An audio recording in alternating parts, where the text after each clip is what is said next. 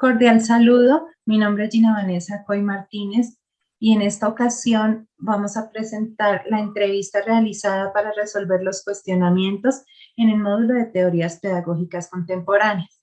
Me encuentro con mi colega Elizabeth de la institución educativa Carlos Arturo Torres Peña del departamento de Boyacá. Muy buenas noches. Bueno, demos paso pues a la primera pregunta. ¿Cuáles o quiénes son los actores principales que intervienen en la educación del siglo XXI? Bueno, en la actualidad la educación es un pilar fundamental para el desarrollo de la sociedad. Por esta razón, aunque los protagonistas son los estudiantes, todo en su entorno, como los docentes, padres de familia, directivos, las instituciones y el gobierno como tal, donde se rija este proceso educativo, deben estar articulados en la consecución de los objetivos y metas propuestas en un proceso educativo. Cada uno de ellos está en la capacidad de cumplir con su papel, contar con la disposición y búsqueda de las herramientas necesarias para los fines pertinentes que enriquezcan su labor y el rol que tiene cada uno de estos actores dentro del proceso educativo. Ok, gracias.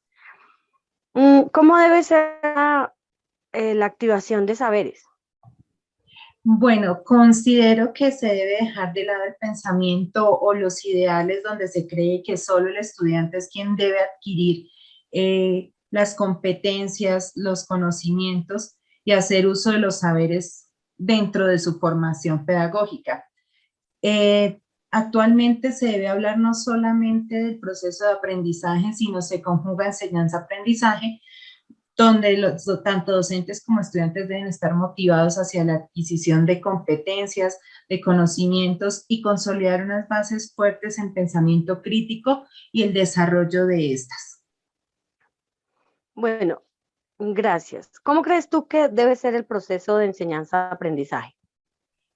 Bueno, el proceso de enseñanza-aprendizaje en un sistema educativo debe ser guiado por diversas estrategias que están supeditadas al modelo pedagógico en el cual se desarrolle, citando en esta ocasión a Ospina y otros autores en un artículo del 2013 en su página 24, teniendo en cuenta que en el desarrollo por parte de los actores, como es el caso del docente, tiene que tener en cuenta el estilo pedagógico y determinando con este aparecen las estrategias didácticas y de las cuales depende el estilo pedagógico, las necesidades y todo lo que involucra el proceso en el cual está involucrado, tanto la enseñanza y el aprendizaje en su rol como docente y para impartirlo a los estudiantes.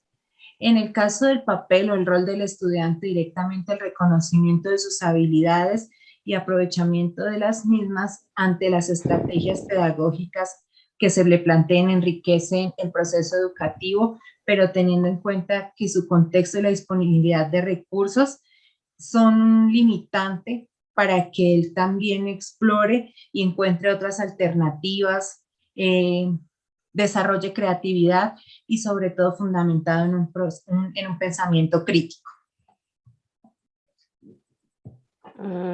Bueno, muchas gracias. Y la última pregunta es, ¿cómo debe ser la evaluación de la educación? Bueno, en la actualidad la evaluación del aprendizaje es una parte tan importante de la planeación pedagógica como lo son los demás componentes que componen estos procesos. Todos estos dentro de la planeación son la razón por la cual la evaluación debe visualizarse desde el principio mismo de la organización en un proceso educativo. De hecho, existe una dualidad en el proceso y es cómo se considera la evaluación, si es un fin o es un medio para lograr un buen aprendizaje. Desde este enfoque y dada la situación actual en la que está inmerso el ser humano, la sociedad encuentra connotaciones donde la globalidad, la apertura económica, social, todos los estados, el paradigma económico y la sociedad del conocimiento deben considerar la evaluación desde el perfil deseado para el estudiante, que realmente se vea más allá de en qué se va a desempeñar el estudiante. Desde este punto de vista, surgen preguntas tales como si las características, aptitudes y actitudes necesarias para que un individuo se desenvuelva en la sociedad actual y le asegure mejores oportunidades de desarrollo personal y éxito en todos los ámbitos de su vida, es la característica principal que se debe tener en cuenta en el momento de realizar una evaluación. Eh, También es importante considerar que el individuo necesita desarrollar capacidades y competencias en el presente y que se necesita en un futuro cercano. No se debe proyectar nunca pues como a la deriva, o los cambios de la sociedad son tan constantes que no. Es bueno tal vez tener ideales, pero las metas deben estar trazadas en cuanto a la evaluación a corto plazo, en cuanto a las características que se requieren del estudiante.